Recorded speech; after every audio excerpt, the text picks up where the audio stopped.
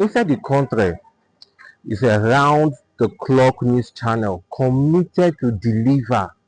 We are committed to deliver credible, timely, and well-researched reports. Every corner, every corner of the nation and across the globe, operating 24 hours a day, we provide viewers with breaking news, exclusive investigative stories, in-depth analysis, and expert opinions that cut through misinformation and speculation. Our mission is to keep you informed, engaged, and empowered with factual narratives that shape the world we live in, covering politics.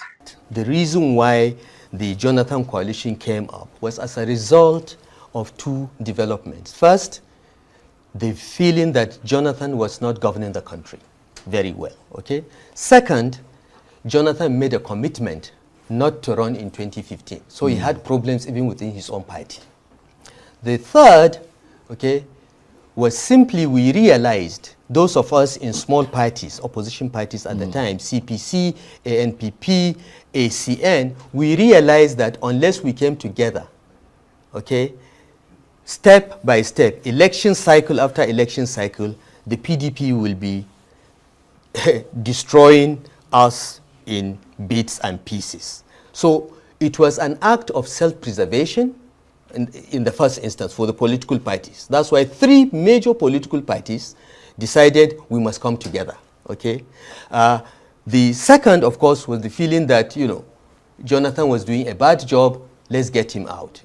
I don't think it has anything to do with North or South. But you supported President Buhari. Economy, culture, health, security, and international affairs with a dedication to accuracy, balance, and clarity. Inside the country bridges the gap between local reality and global development, giving you full picture every time. This side of the country, now where will they bring you everything wey dey happen for the country. Na sports, na entertainment, na business, na investment, in as much as na news, na our job. We dey feed you 24/7 everything wey dey happen. The one thing I was almost confident President Tinubu would do would be to have a competent team, solid people. Look at his cabinet. It's a joke. The largest cabinet in Nigeria's history, maybe there are 5 ministers that can be called ministers in the time I was minister, which was 20 years prior, okay? Who is the Ngozi Okonjo-Iweala in that cabinet? Who is the Obi Ezekwesili? You know, there is just no quality. As I said, apart from about 5 you of could ask them. the same question. Yeah. Who is the Nasir El-Rufai? Well, I don't know. I don't want to go to that level. Well, the reason okay? I bring that up is that Yeah. a lot of people will be saying that you're saying these things because you didn't make it into the cabinet when you expected to do so. And I'm wondering if that, what some interpreted as a slap in the face for you, is what is motivating you. And whether, let me just make this point, whether or not there could be, because I mean, he dropped you, which after all the effort you made on his behalf. Yeah. And I'm wondering whether there could be an even bigger political price to pay for you for going for the president's political jugular this time. Because when you supported him, he cast you aside. And now this time you're opposing him. Yeah. Could there be a bigger political price to pay for you? There may be. I don't care.